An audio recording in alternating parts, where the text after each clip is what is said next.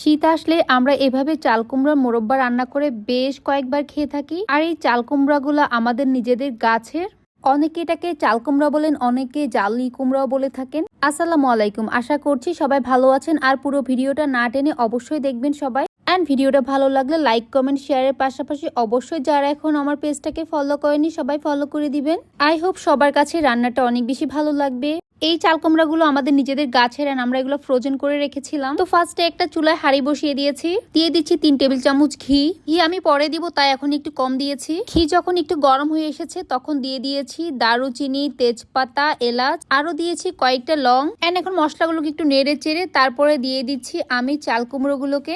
এই চাল কুমড়োগুলোকে কিভাবে কাটতে হয় আর কিভাবে সংরক্ষণ করতে হয় সেগুলো হয়তো আপনারা ভালো করেই জানেন, অনেকেই খান এভাবে চাল কুমড়ো রান্না করে। এখন আমি ঘিয়ের মধ্যে ভালো করে চাল কুমড়োগুলোকে নেড়ে চেড়ে নিচ্ছি।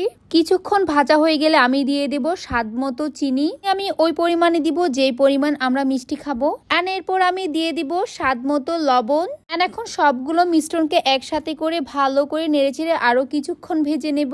শীতকাল আসলে এই সিজনে আমরা বেশ কয়েকবার এভাবে চাল কুমড়ো রান্না করে খেয়ে থাকি। আমাদের ফ্যামিলিতে সবাই অনেক বেশি লাইক করে, যেমন খোলা ঝালি পিঠা, তারপর হচ্ছে চালের পিঠা, এইগুলো দিয়ে খেতে এই চাল কুমড়াগুলো অনেক বেশি মজা লাগে।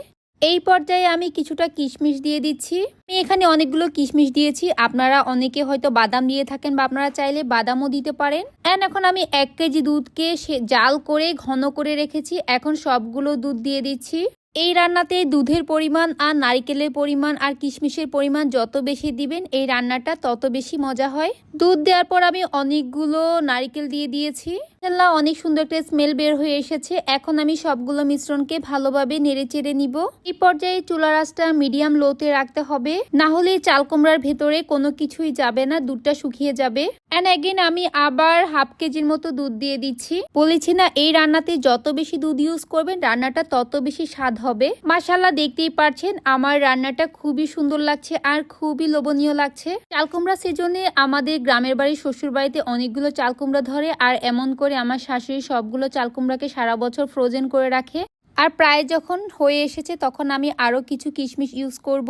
এর মাঝখানে আমি আরো কিছু নারিকেলও দিয়েছি। এই পর্যায়ে আমি কিছু গুঁড়ো দুধ লিকুইড দুধের সাথে মিক্স করে দিয়ে দিব। গুঁড়ো দুধ দেওয়ার পর এটার ফ্লেভার আর এটার স্বাদটা আরো বেশি দ্বিগুণ হয়ে যাবে। এখন দিয়ে দিচ্ছি 2 টেবিল স্পুন ঘি, দিয়ে দিব সাথে কিছু গুঁড়া করা এলাচের গুঁড়া। এই তো সবগুলো মিশ্রণকে দিয়ে আর মাত্র 5 মিনিট রান্না করলে রেডি হয়ে যাবে আমার স্বাদের মজার মোরব্বা। রান্নাটা কেমন হয়েছে অবশ্যই সবাই কমেন্ট করে জানাবেন। এন্ড আপনারা কে কে এইরকম রান্না করা মোরব্বা পছন্দ করেন সেটা অবশ্যই কমেন্ট করে জানাবেন। এন্ড এই তো রান্না করা তো দেখিয়েছি, এখন তো একটু পরিবেশন করি, আপনাদেরকে দেখাতে হবে তাই না? তো পরিবেশনটাও কেমন হয়েছে সেটা অবশ্যই আমাকে কমেন্ট করে জানাবেন।